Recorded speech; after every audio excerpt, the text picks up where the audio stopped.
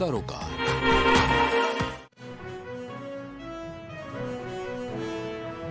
जम्मू कश्मीर दौरे पर सीएम योगी आदित्यनाथ। जम्मू कश्मीर दौरे का आज दूसरा दिन।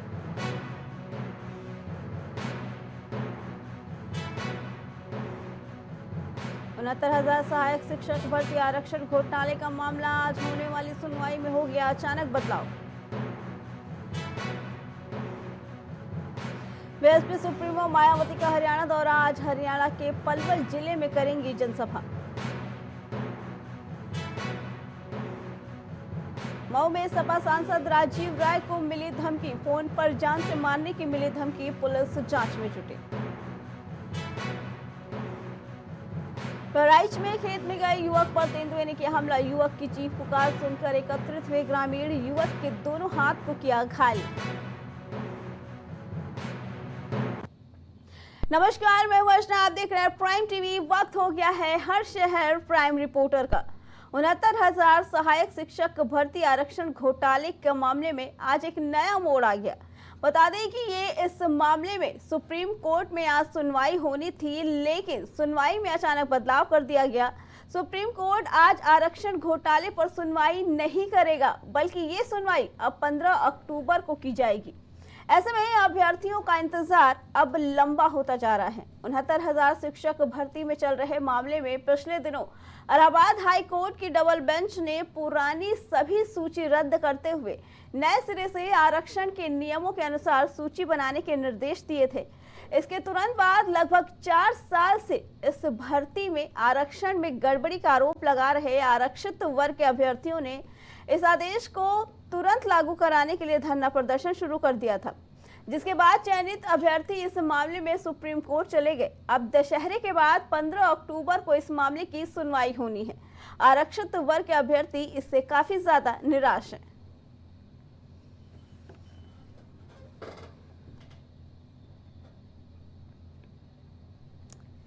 बता दें कि आज सुप्रीम कोर्ट में आरक्षी भर्ती को लेकर 69,000 सहायक शिक्षक भर्ती आरक्षण को लेकर सुनवाई होनी थी, लेकिन आज अचानक से इसमें बदलाव कर दिया गया है और बताया जा रहा है कि अब ये सुनवाई 15 अक्टूबर को की जाएगी।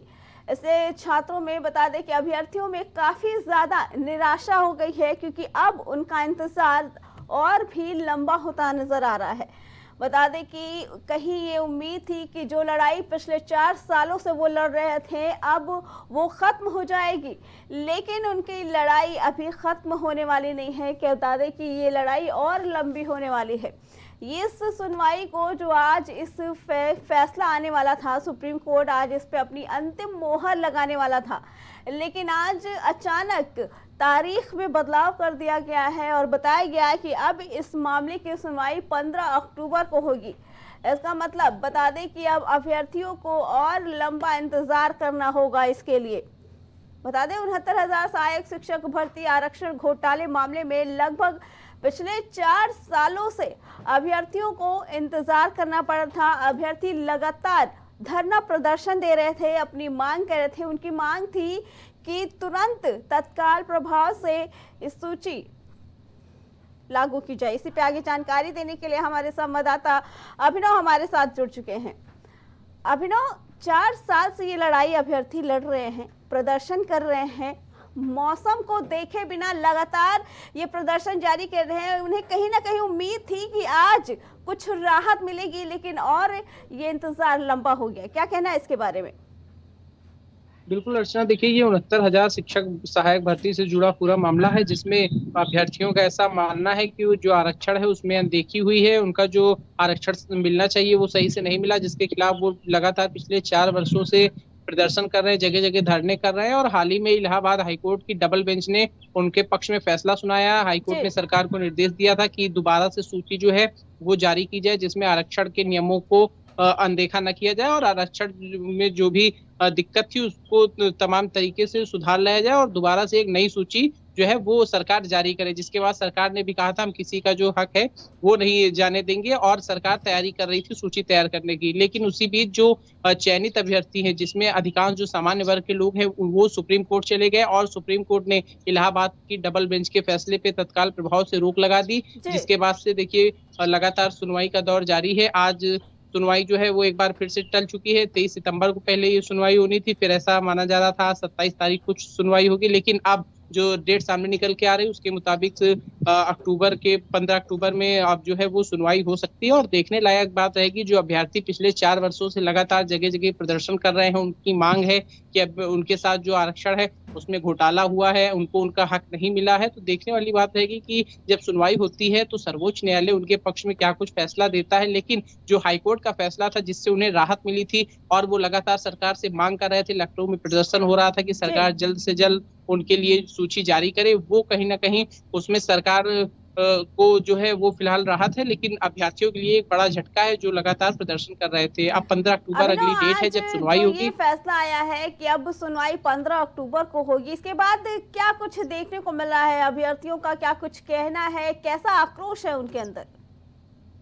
बिल्कुल, देखिए अभ्यर्थी लगातार सरकार के खिलाफ नाराज हैं। उनका पहले भी मानना था, जैसे ही इलाहाबाद हाईकोर्ट ने फैसला दिया था कि दोबारा से जो है वो पूरी सूची जारी करे सरकार, उसके बाद से उन लोगों का ऐसा कहना था कि सरकार जानबूझ के देरी कर रही, सरकार को तत्काल जो है नई सूची जारी करनी चाहिए, और सरकार को हम लोगों की ओर ध्यान देना चाहिए। हालांकि लगातार मुख्यमंत्री ने भी कहा कि हम किसी का हक जो है वो नहीं जाने देंगे, लेकिन कहीं ना कहीं उसके बाद देखिए सामान्य वर्ग के जो अभ्यर्थी थे और जो चयनित अभ्यर्थी थे वो इस फैसले के खिलाफ सुप्रीम कोर्ट गए, जहां सुप्रीम कोर्ट ने इलाहाबाद हाईकोर्ट के फैसले पे तत्काल रोक लगा दी। उसके बाद से ये एक निराशा की जो लहर है वो इन अभ्यर्थियों में देखी जा रही, जिनको आशा थी। 4 वर्षों से वो संघर्ष कर रहे हैं, लगातार कभी मंत्री के आवास का घेराव करते हैं, कभी लखनऊ में धरना प्रदर्शन का आयोजन करते हैं, और बीजेपी पार्टी कार्यालय और किसी भी नेता का घर वो छोड़ नहीं रहे जहां वो जा न रहे हों। तो ऐसे में निश्चित रूप से ये एक बड़ा फैसला है जो उनके लिए निराशाजनक है। और अगली जो तारीख है सुप्रीम कोर्ट की, उस तारीख तक अब इनको इंतजार करना होगा सुनवाई के दिन का, कि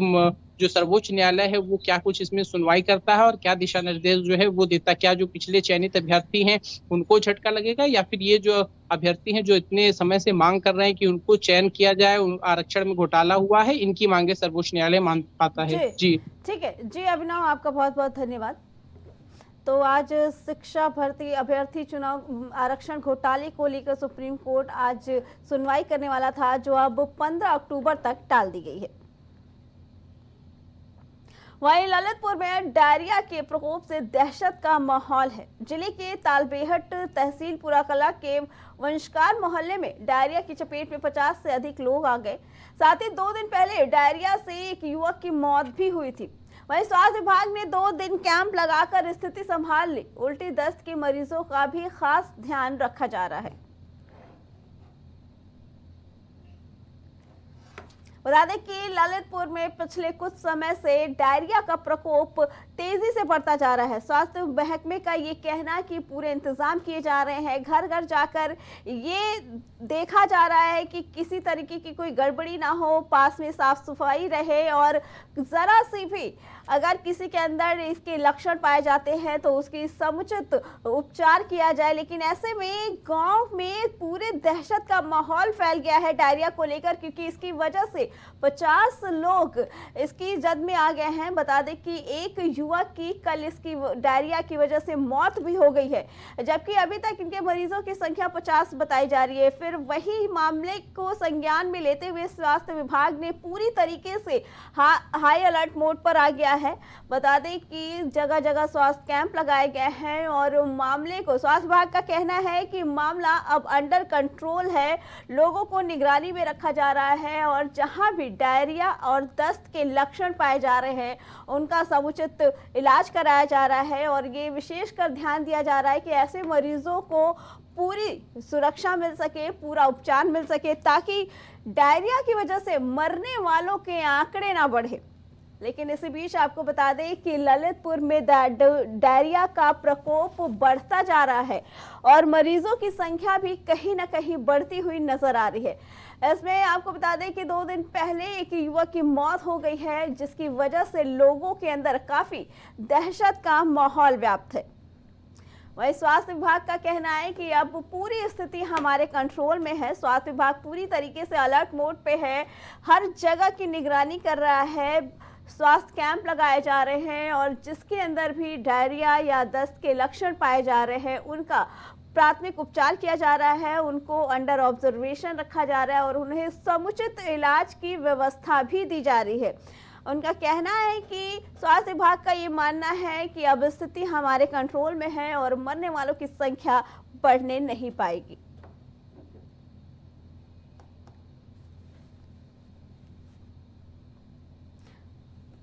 बता दें कि ललितपुर में डायरिया के मरीजों की संख्या बढ़कर अब 50 हो गई है। वहीं ये भी आंकड़े आए हैं कि 2 दिन पहले ही डायरिया की वजह से एक युवक की मौत हो गई थी। बता दें कि बराबर डायरिया के लक्षण लोगों में दिखते नजर आ रहे हैं, उल्टी और दस्त की परेशानी बढ़ती जा रही है। ऐसे में स्वास्थ्य विभाग का कहना है कि जिन लोगों के अंदर भी ये लक्षण पाए जा रहे हैं उनका समुचित इलाज किया जा रहा है और अब जगह जगह कैंप लगाए जा रहे हैं ताकि स्थिति हमारे कंट्रोल में रहे।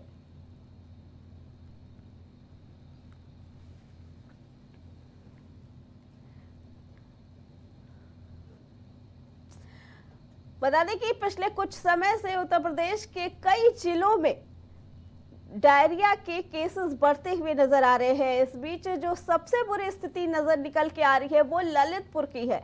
ललितपुर में अब तक की मरीजों की संख्या बढ़कर 50 हो गई है, जिसमें पिछले 2 दिन पहले एक युवक की मौत हो गई है।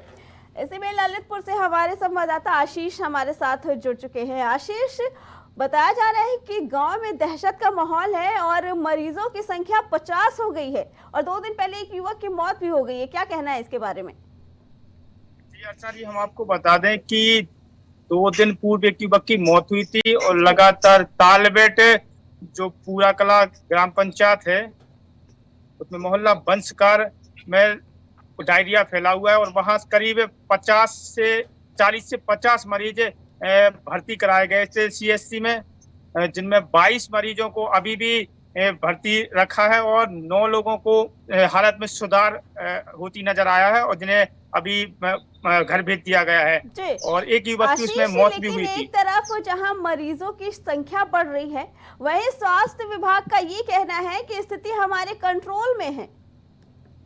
देखिए, स्वास्थ्य विभाग लगातार अपना पल्ला झाड़ रहा है, लेकिन स्वास्थ्य विभाग की कहीं ना कहीं कमी नजर आ रही है। साथ ही स्वास्थ्य विभाग के साथ जो सफाई कर्मी है उनकी भी कमी नजर आ रही है। जी आशीष, एक तरफ बारिश का माहौल है और ये खास तौर पे ये हिदायत दी गई थी कि इस मौसम में आसपास की सफाई का ध्यान देगा और ये जिम्मेदारी नगर निगम को दी गई थी। फिर कहाँ पे कमी हो गई कि ऐसे रोग जो इस मौसम में काफी ज्यादा बढ़ते हैं, तो उस मरीजों की संख्या दिन ब दिन बढ़ती जा रही है।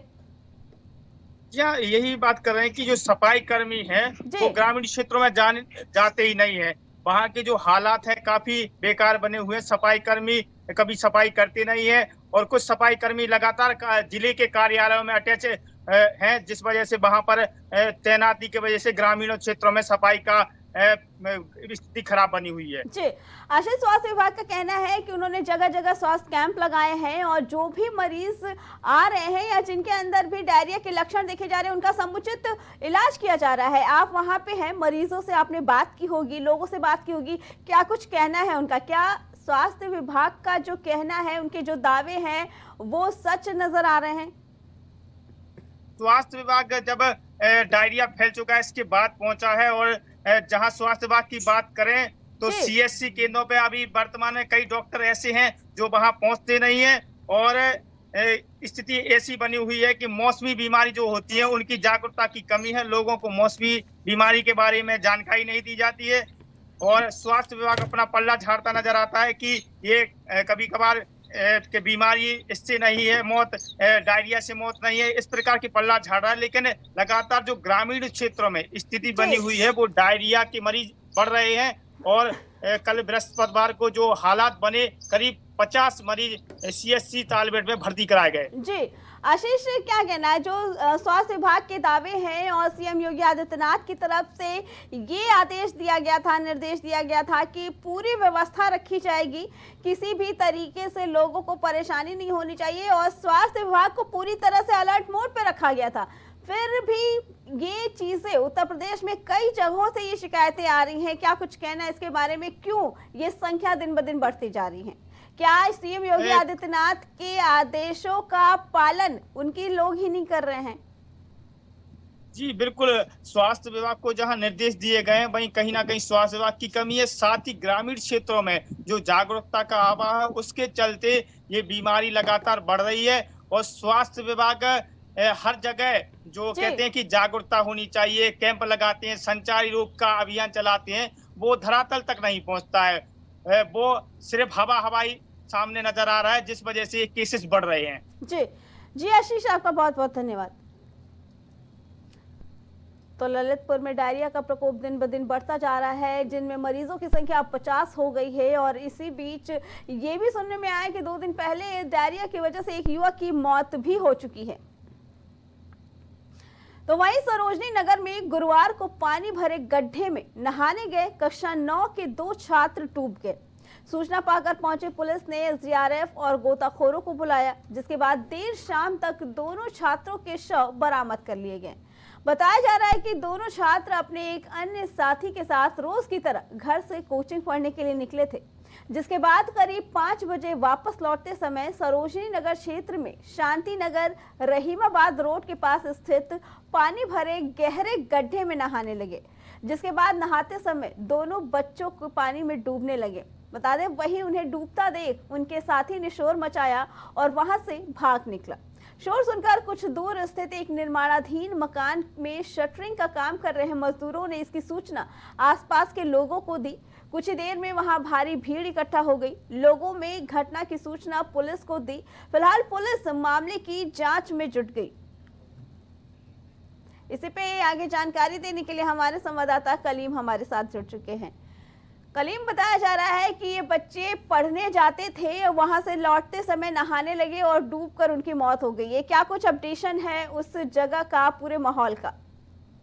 देखिए अर्चना जी, जिस तरीके से बात की जाए आज सरोजनी नगर इलाके में जो ये घटना हुई है, क्योंकि जो खनन माफियाओं की बात की जाए और खनन माफियाओं की भेंट के 2 बच्चे चढ़ गए हैं, क्योंकि 2 बच्चों की जिस तरीके से मौत हुई है वहां पर मिट्टी खनन हो रहा था और मिट्टी खनन को लेकर के कई बार ग्रामीण जो है वहां की शिकायत कर चुके थे, लेकिन किसी तरह की कोई भी कार्रवाई देखने को नहीं मिल रही थी। और एकाएक अगर बात की जाए बीते गुरुवार की, तो गुरुवार को जैसे ही 5:30 बजे 3 छात्र कोचिंग से पढ़कर वापस घर लौट रहे थे, उसी दौरान जो गड्ढे में पानी भरा हुआ था उस पानी में तीनों लोग नहाने लगे। तभी 2 बच्चे उसमें डूबने लगे। तभी तीसरा तैर कर जब बाहर निकला तो उसने परिजनों को इस मामले की जानकारी दी थी। तो परिजनों की सूचना पर जब पुलिस पहुंची थी वहां पर, जो बात की जाए, जो निजी गोताखोरों की बात की जाए या फिर SDRF की टीम की बात की जाए, तीनों को मौके पर बुलाया गया था और मौके पर जो उनके शव की बरामदगी की बात की जाए या उनको तलाशने की बात की जाए, लगातार कई घंटे ऑपरेशन चला था। लगभग 6 घंटे के ऑपरेशन के बाद दोनों के शव को फिलहाल बाहर निकाल लिया गया था। लेकिन अगर इस घटना के बाद से बात की जाए तो जो ग्रामीण है, उन ग्रामीणों के बीच जो खनन माफिया उनके प्रति काफी आक्रोश भी देखने को मिल रहा है। लेकिन अगर बात की जाए पुलिस की, तो पुलिस इस मामले में जांच करने का फिलहाल दावा कर रही है। जी कलीम, क्यों नहीं इस पे पहले ध्यान दिया गया, क्योंकि जगह जगह गड्ढे कर दिए जाते हैं जिसकी दुर्घटना हो जाती है और ऐसे ही लोगों को अपनी जान गंवानी पड़ती है, क्यों नहीं समय रहते इन चीजों पे ध्यान दिया जाता है?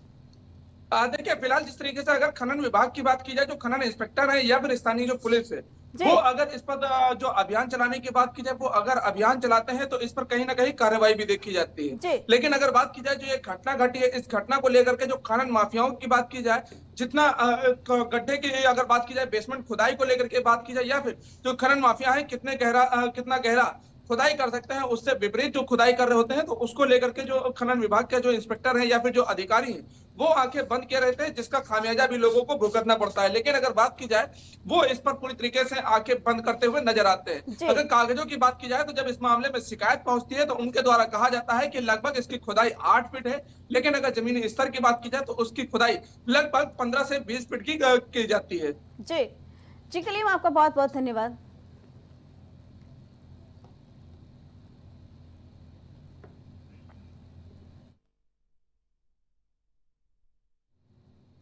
हर शहर प्राइम रिपोर्टर में फिलहाल इतना ही। बाकी खबरों के लिए देखते रहें